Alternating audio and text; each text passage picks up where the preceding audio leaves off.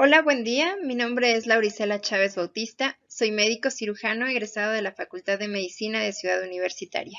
El día de hoy vamos a revisar el tema de manifestaciones clínicas en los síndromes cardiovasculares más frecuentes. Bienvenidos.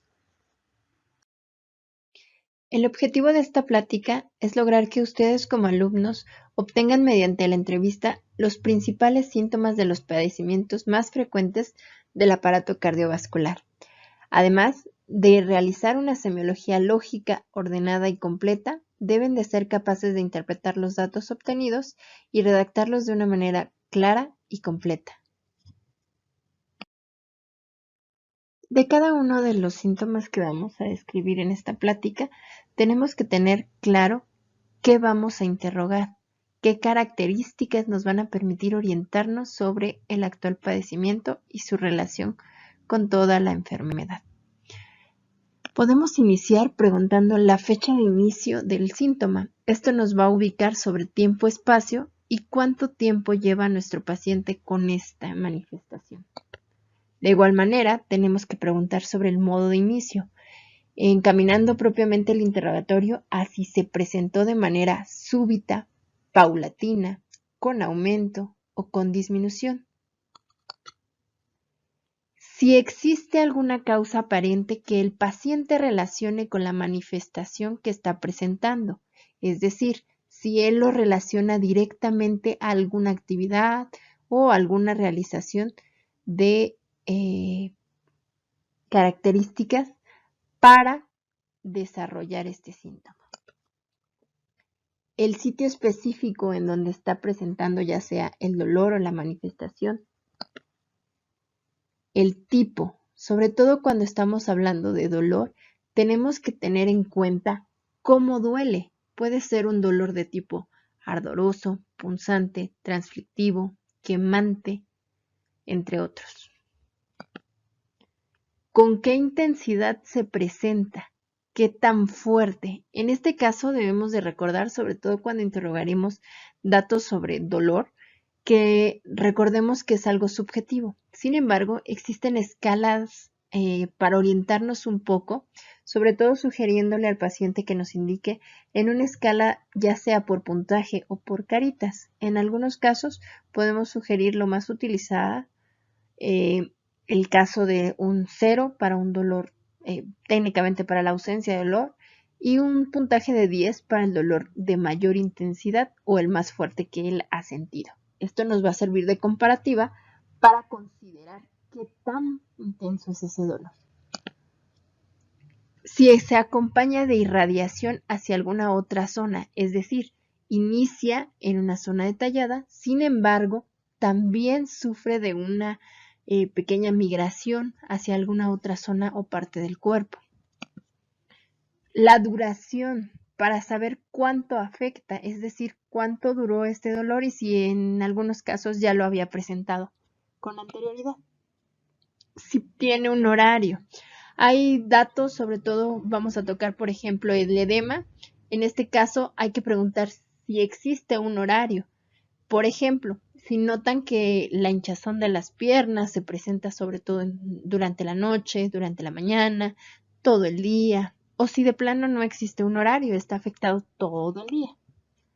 El predominio, si existe más en alguna zona que en otra, si tiene predisposición por lado izquierdo, lado derecho. ¿Con qué frecuencia se presentan las manifestaciones?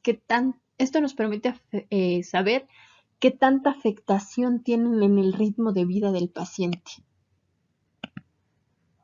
Si esto es una manifestación ya periódica, es decir, que se presenta frecuentemente y con cuánta periodicidad se presenta, es decir, si tiene un ritmo para poder detallar características específicas de cada una de estas manifestaciones.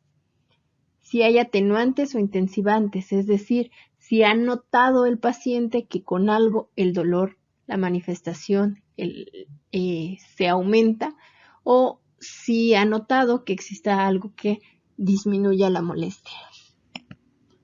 Si hay acompañantes, muchas veces tenemos un síntoma y este se hace acompañar de otro conjunto de síntomas para que esto nos aborde el hecho de poder asociar síndromes presentes en el paciente.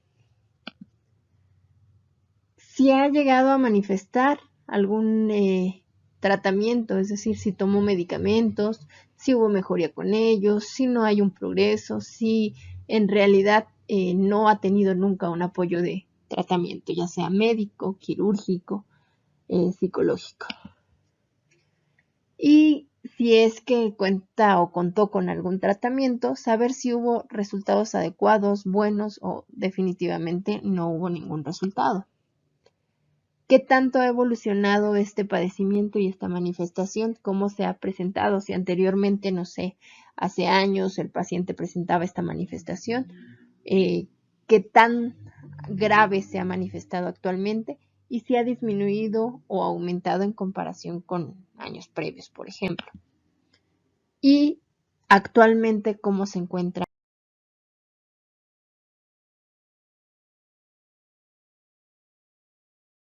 Iniciemos bien con uno de los principales síntomas, la cefalalgia o cefalea.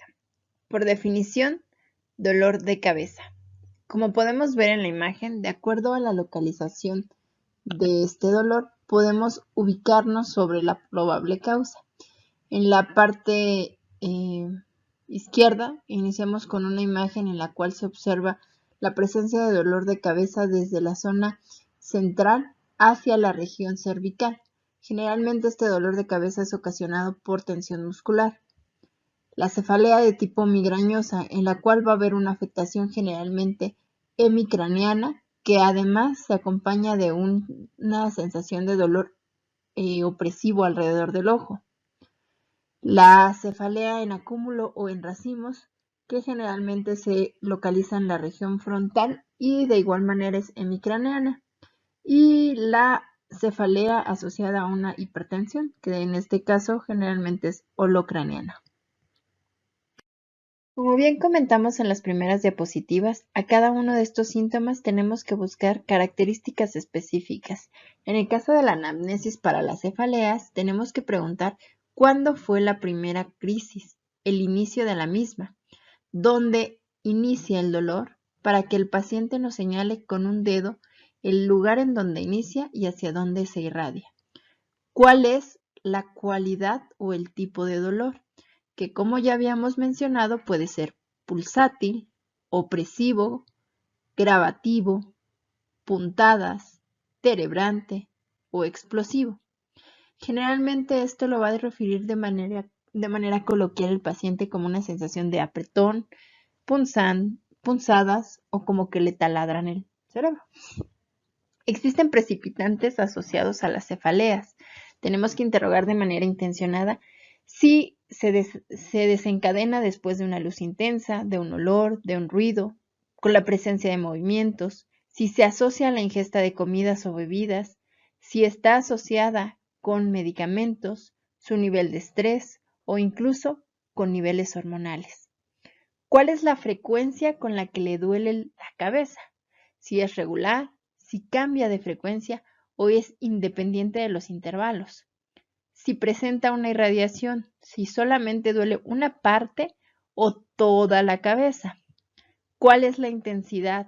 En este caso podemos considerar de manera importante el hecho de que si el paciente nos comenta que interrumpe su actividad normal, es una cefalea intensa.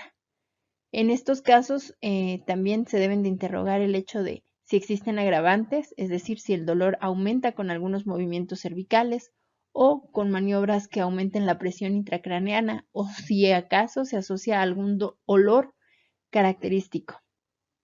¿Cuánto dura más o menos la crisis? Generalmente el paciente debe de limitar el tiempo que tarda con el dolor de cabeza y notar si él vio que se agrava con algo o disminuye con algo. El dolor en la superficie de la cabeza puede ser muy sugerente y generalmente se puede asociar a signos y síntomas como fotofobia, sonofobias, náuseas, sensación de ojo seco, sensación de ojo rojo, acúfenos o incluso oclusión a nivel de la nariz. Además de esto, también se debe interrogar si el dolor de cabeza disminuye con algo. El hecho de comprimirla, sensación de poner alguna compresa fría o caliente que disminuye el dolor, o incluso si la sensación de paz o tranquilidad causa un alivio de la misma. Si disminuye con el sueño, al caminar. Estos son datos que nos orientan sobre todo a pensar en las causas aparentes de la cefalalgia y con ello nos dirigen hacia qué padecimiento puede estar presentando el paciente. Los fosfenos son un fenómeno caracterizado por la sensación de ver manchas luminosas secundarias a una estimulación mecánica, eléctrica o magnética a nivel de la retina o la corteza visual. Una manera de darnos cuenta cómo se aprecia un fosfeno es cuando nos frotamos fuertemente los párpados. Esto produce unos pequeños destellos o fotopsias como luces azules. A esto conocemos como fosfenos. En algunos casos, la hipertensión arterial produce cambios a nivel del parénquima tanto de la retina como del nervio óptico, produciendo con ello cambios contundentes con una retinopatía hipertensiva, lo cual hace que haya una vasoconstricción a nivel de las arteriolas y que a su vez toda esta arteriola sea menos sensible a estos cambios de presión. La presencia de acúfenos podría hacernos sospechar de estos cambios a nivel de la presión a nivel de los ojos asociado a un cuadro de hipertensión arterial sistémica. Es por ello que en un interrogatorio debemos de dirigir adecuadamente la sospecha de fosfenos en un paciente. El ruido de los oídos, o también conocido como acúfenos o tinnitus, está presente en el 10 al 15% de la población general. Existen de dos tipos diferentes, los subjetivos y los objetivos. Los subjetivos son aquellos que, en ausencia de un estímulo acústico, están presentes, es decir, solo los escucha el paciente. Y los objetivos, que son menos frecuentes, son aquellos ruidos generados por estructuras cercanas al oído y en algunas oportunidades durante un examen físico se puede determinar que lo escucha tanto el paciente como el examinador. También pueden dividirse como intermitentes o continuos y generalmente para interrogarlo en el paciente vamos a preguntar si hay un zumbido, timbre, rugido, chiflido, silbido o tintineo de oídos, qué tan frecuentemente se presenta, a qué lo asocia, cuánto dura.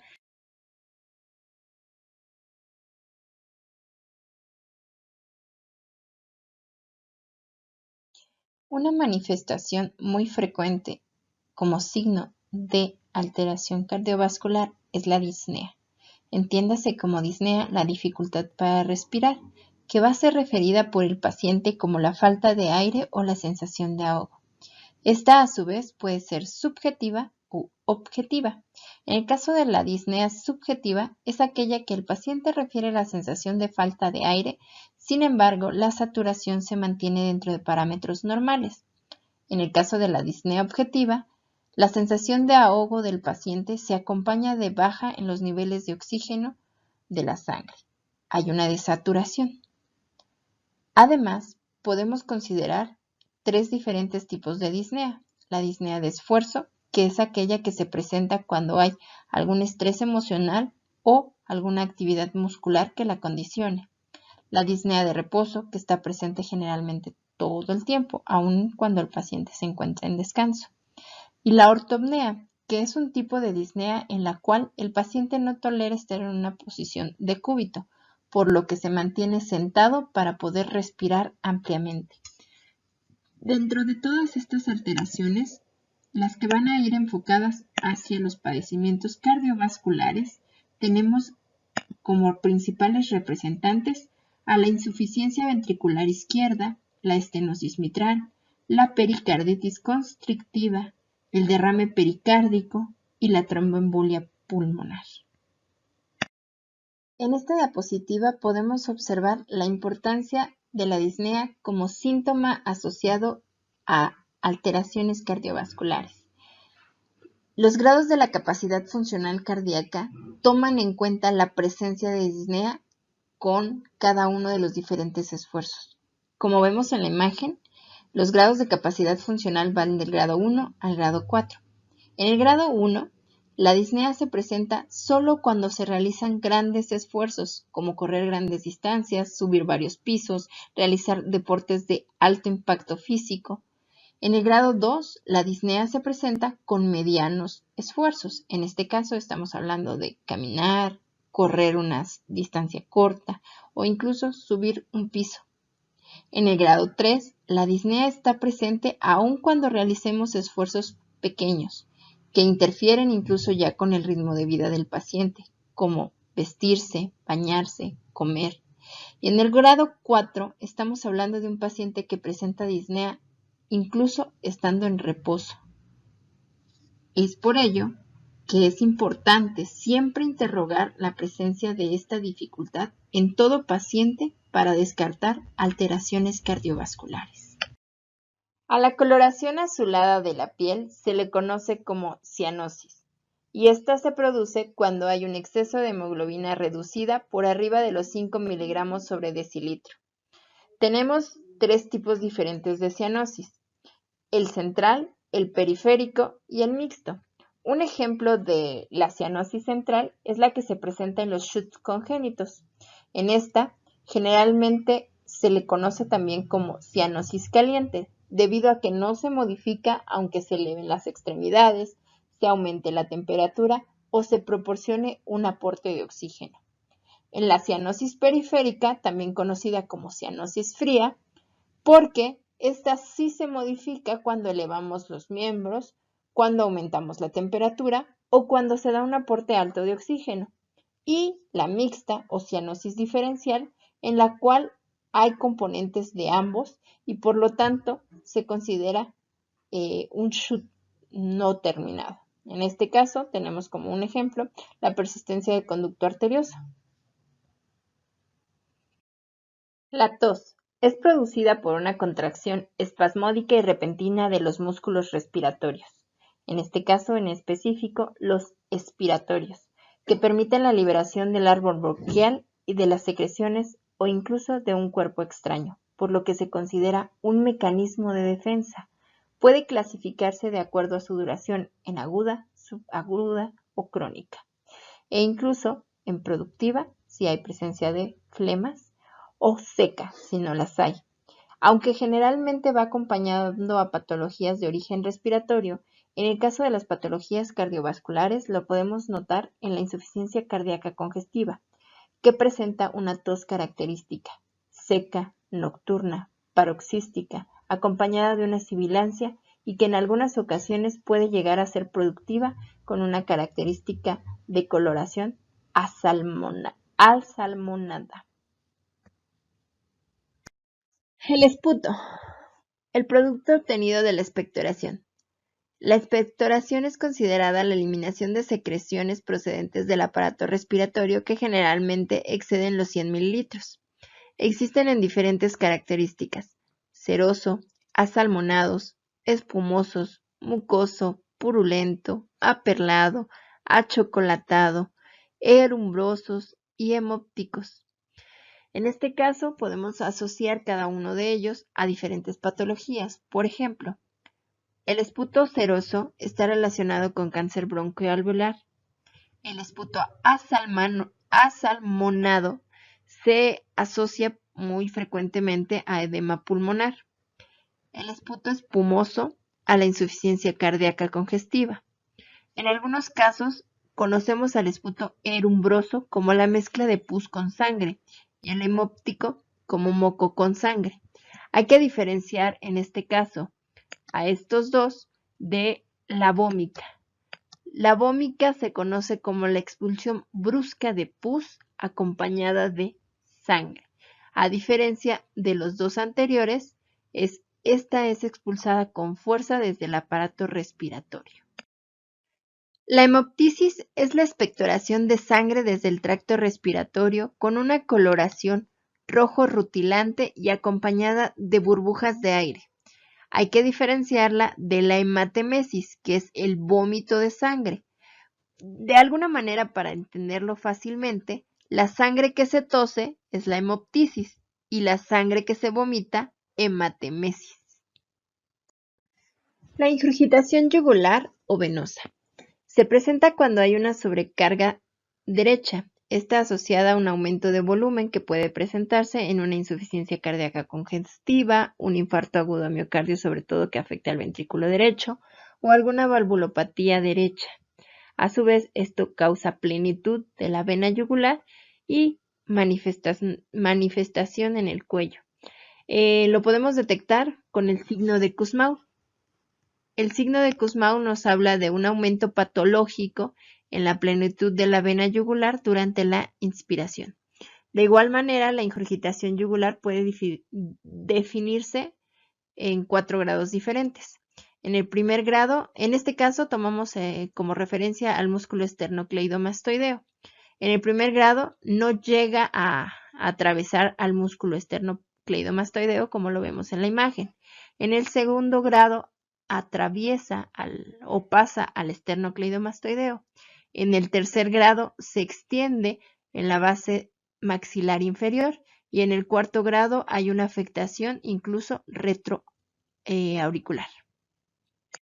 En la presencia de palpitaciones, el paciente va a percibir la actividad cardíaca, refiriéndonos que siente sus latidos. Está presente en alrededor del 16% de la población general y es manifestada generalmente por un cambio en la frecuencia, el ritmo o la fuerza de contracción del corazón. La manera en referirnos a ella, generalmente a partir del paciente, es como una sensación de golpeteo, aceleración, y en realidad tiene poca asociación a patologías porque suele presentarse en manera normal durante el ejercicio o cuando recibes una emoción. Sin embargo, existe una asociación con la presencia de arritmias. Siempre debemos de interrogar características acompañantes a las palpitaciones, su duración, si son frecuentes, si aumentan, si disminuyen los latidos cardíacos. Entre las principales causas de palpitaciones tenemos incluso trastornos psiquiátricos como trastornos de pánico, ansiedad, somatización, depresión, tirotoxicosis, embarazo o incluso algunos fármacos también pueden llegar a producir palpitaciones. Pero tenemos que poner mayor énfasis en todas aquellas que se asocian a alguna alteración cardíaca, como la fibrilación auricular, taquicardia supraventricular, extrasístoles, taquicardias ventriculares, aleteos, prolapsos de válvulas, insuficiencias aórticas o incluso la presencia de un mixoma en la aurícula que esté causando un golpeteo aledaño al ritmo cardíaco. El dolor precordial es un dato distintivo de cardiopatía. Generalmente acompaña la cardiopatía isquémica y es desencadenado por el aumento de esfuerzo y generalmente disminuye durante el reposo. En el caso del dolor cardiogénico, debemos de estudiar la intensidad con que se presenta, su localización, si hay una propagación o irradiación, el tipo o el carácter del dolor, es decir, en este caso generalmente va a ser opresivo. La iniciación, cuánto dura, si hay concomitantes, si hay equivalentes, si aumentan o disminuye con algo, qué factores desencadenaron el dolor y algo característico es que vamos a encontrar a un paciente que se va a llevar las manos hacia el pecho, como tratando de contraer la sensación opresiva. El soplo es producido cuando ondas sonoras de entre 20 y 2000 Hz resultan de las turbulencias de la sangre dentro de los vasos o incluso por la vibración de las estructuras a nivel del corazón. Un latido cardíaco normal produce dos sonidos, conocidos como loop-dup. Pueden ser congénitos o adquiridos y generalmente suelen ser inofensivos. Además, son clasificados como funcionales aquellos que presentan un soplo sin alteraciones cardiovasculares acompañantes y aquellos soplos que se acompañan de alguna otra sintomatología suelen ser anormales. Además, presentan una amplia relación con el ciclo cardíaco y con ello pueden clasificarse en sistólicos, diastólicos, continuos. De acuerdo a la duración pueden ser proto, meso, tele, holo o pansistólicos, pandiastólicos, dependiendo de la fase del ciclo cardíaco en la que se presente. Además, se les debe estudiar un timbre, una frecuencia, la intensidad y la localización de cada uno de los soplos de acuerdo a las áreas de auscultación cardíaca. La sensación de vibración palpable en la pared torácica procedente del corazón es producida por la turbulencia dentro de las estructuras cardíacas o del torrente sanguíneo. A esto se le conoce como tril o frémito. Generalmente es perceptible con la mano y se siente como un ronroneo de gato. Algo importante en el caso del frémito es que siempre es considerado patológico. El frote pericárdico es causado por la fricción entre las hojas del pericardio que se encuentra inflamado y con líquido donde generalmente es una cavidad virtual. Produce un sonido áspero como un crujido de cuero y tiene tres componentes principales, uno sistólico suave y dos intensos en sucesión rápida que corresponden a la diástole. Una manera de percibirlo para familiarizarnos con el sonido es como crujir el cabello entre los dedos.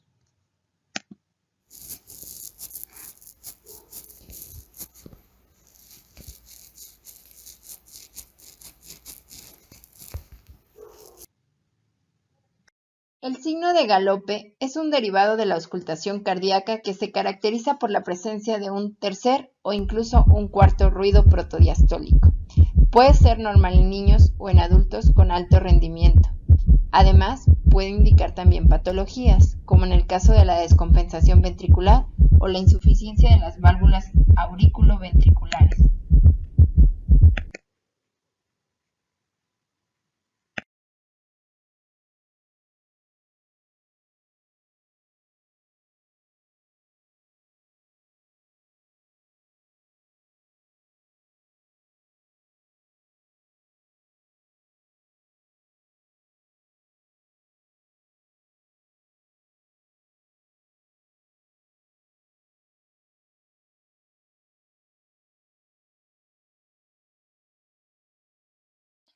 El edema se caracteriza por el exceso de líquido en el tejido subcutáneo, causando una sensación de hinchazón. Tiene mayor frecuencia a nivel de manos, brazos, pies, tobillos y piernas porque son zonas de declive, y está presente sobre todo en insuficiencia cardíaca congestiva e insuficiencia venosa crónica. En el caso del edema es importante preguntar el horario, la gravedad y la localización de este, así como la consistencia, en caso de ser blando o duro. Además, podemos encontrar como un signo característico el godete positivo, que es lo que observan en las imágenes de esta diapositiva. Al realizar una digitopresión sobre una zona contra la presión ósea, permite dejar un pequeño hoyuelo, a lo que conocemos como signo de godete positivo. En el caso de la acumulación de líquido en la cavidad abdominal, recibe el nombre de ascitis. La ascitis puede estar presente en enfermedades como cirrosis, trombosis de vena porta, insuficiencia cardíaca congestiva y pericarditis constrictiva.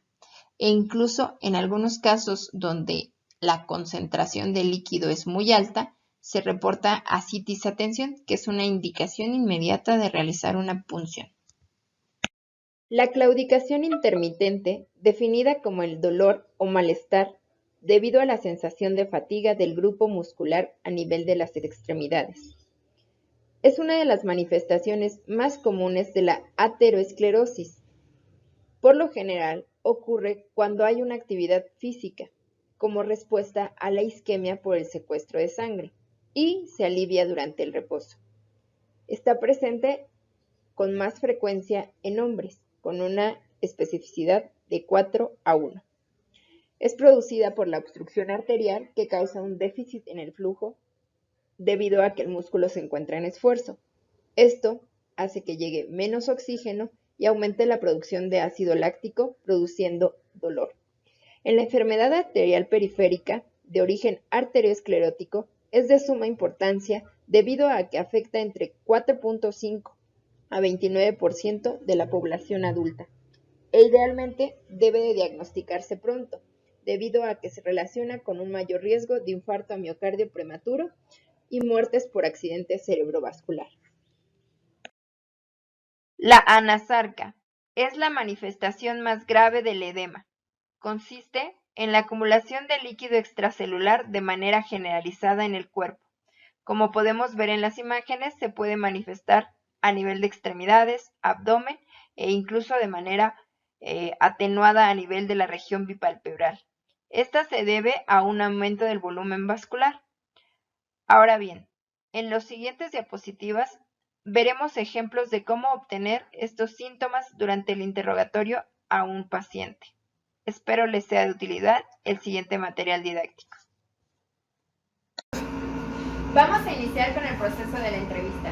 Recordemos que para realizar una buena entrevista tenemos que entablar una buena relación médico-paciente y un ambiente de confianza.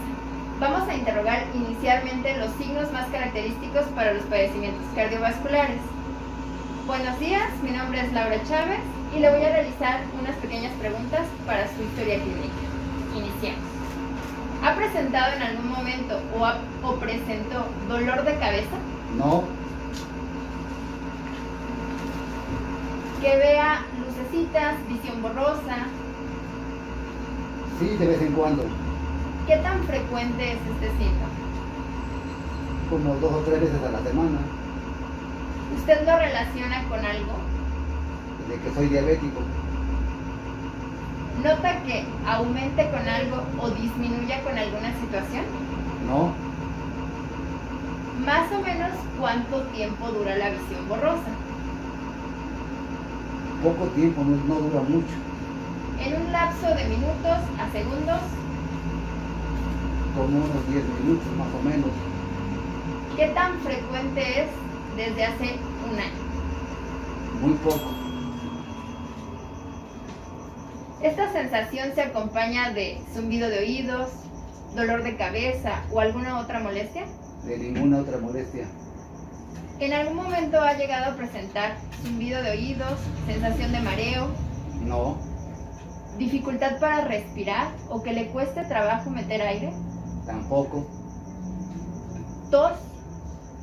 Tampoco. ¿Ha llegado a presentar tos con sangre o presencia de dificultad respiratoria asociada a alguna causa? No, nada. ¿Sensación de taquicardia o palpitaciones? Muy rara vez. ¿En un año aproximadamente cuántas veces? Como una. ¿En esa ocasión lo atribuyó a algún hecho? No. ¿Qué estaba haciendo cuando presentó este síntoma? Pues la verdad no me acuerdo lo que estaba yo haciendo. ¿Sensación de dolor en el pecho? No, nada más el aceleramiento del latido del corazón. ¿Eso cuándo lo presentó? No recuerdo. ¿Le han dicho si padece algún soplo, No, alteraciones a nivel del corazón? tampoco. ¿En las tardes ha llegado a notar que se le hinchen los pies o las manos? No, ¿Que le cueste trabajo caminar o tenga que arrastrar los pies?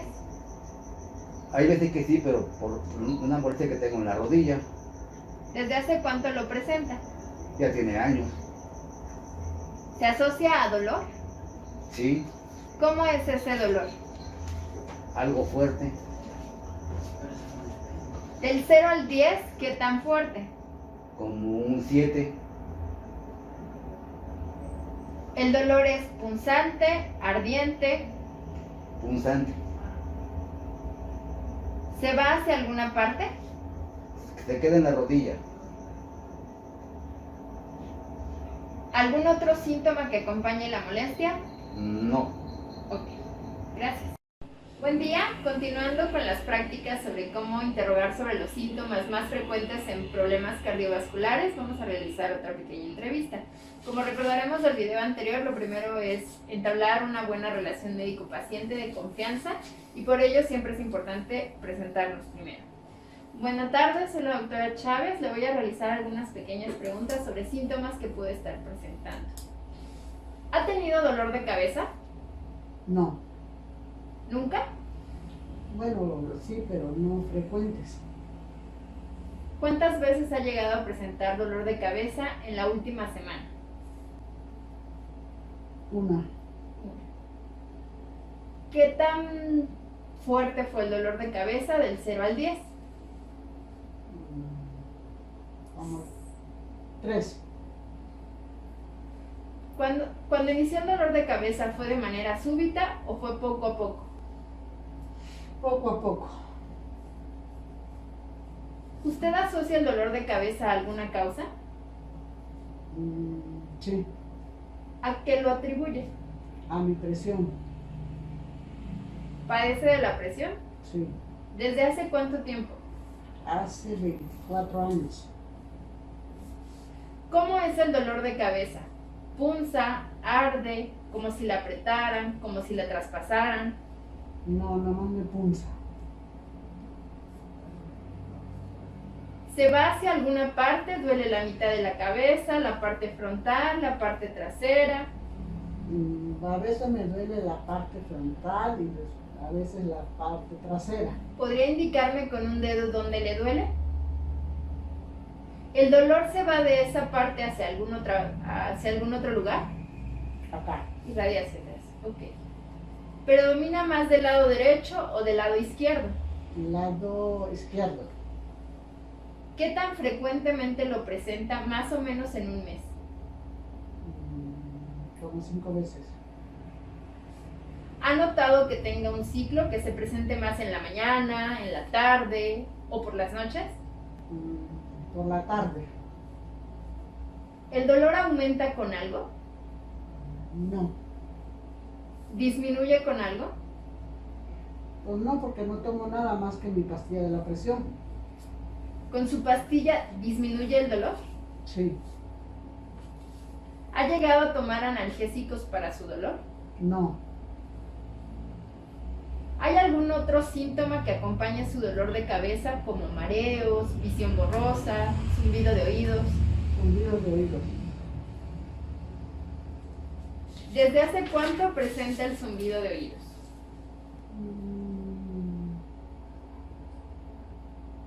Hace 10 años. ¿Cómo es ese sonido? Como el sonido de un grillito. ¿Qué tan intenso es el sonido del 0 al 10? Como el 7. ¿A qué se asocia ese sonido? Pues por mi presión. ¿El sonido aumenta con algo? No, ¿Disminuye con algo? tampoco. Siempre ¿Se presenta más por las mañanas, por las tardes o por la noche? por la noche. ¿Desaparece en algún momento? No, ¿El sonido es constante? sí, ¿Ha llegado a presentar visión borrosa o sensación de ver lucecitas o destellos? no, ¿Dificultad para respirar? tampoco, ¿Sensación de ahogo? tampoco. ¿Tos? Ni de vez en cuando. ¿Cuántas veces ha llegado a presentar tos en el último mes? Una vez, ¿Había flemas? no, ¿La tos era seca? sí, ¿Se asociaba con algún otro síntoma?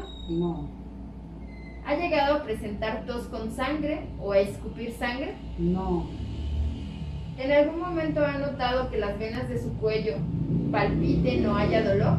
no, ¿Sensación de palpitaciones o taquicardia?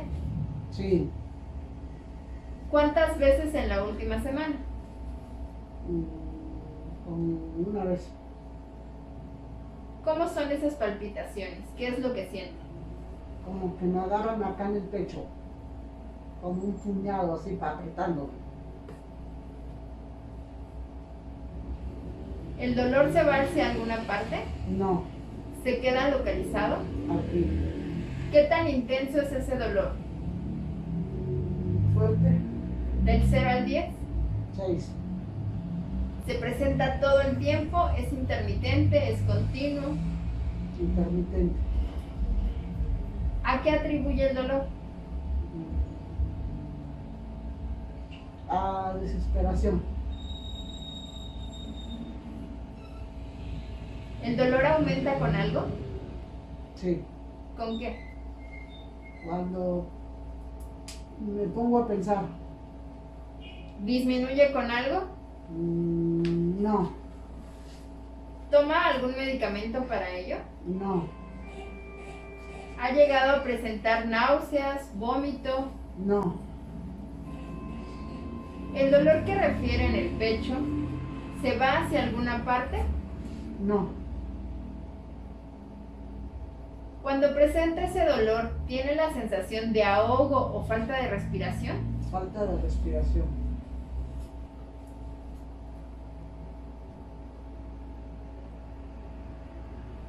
¿Es necesario que tome alguna posición para recuperar la respiración? ¿O qué realiza para que se quite el dolor? No, nada más me siento y respiro. ¿Qué tan frecuente en la última semana? Una vez. ¿Ha notado que sea por la mañana, por la tarde o por la noche? Por la noche. ¿Siempre es por la noche? Ujú. ¿Le han dicho o sabe si padece de algún soplo o ha escuchado algún sonido a nivel de su corazón? No, ¿Que se le hinchan los pies? sí. ¿Qué tan frecuentemente se le hinchan? ¿De una semana cuántos días? 2 días llevo. La hinchazón es en todo el pie, a partir No, de la no. rodilla, en los tobillos. En mis tobillos. Se presenta en la mañana, en la tarde, en la noche. En la tarde. ¿Aumenta con algo? No, ¿Ha notado que esa hinchazón aumente cuando camina mucho, cuando está mucho tiempo sentada o cuando está mucho tiempo parada? para. ¿Disminuye con algo lo hinchado? Sí. ¿Con qué? No sé cómo se llama. Tobilleras de presión. ¿Ha cambiado de color la coloración de su piel? No, ¿Que tenga que arrastrar los pies por dolor o sensación de pesantez? no. Gracias. En esta diapositiva les presento la bibliografía que fue utilizada para la realización de este video y agradezco de antemano su atención, espero les haya servido. Gracias.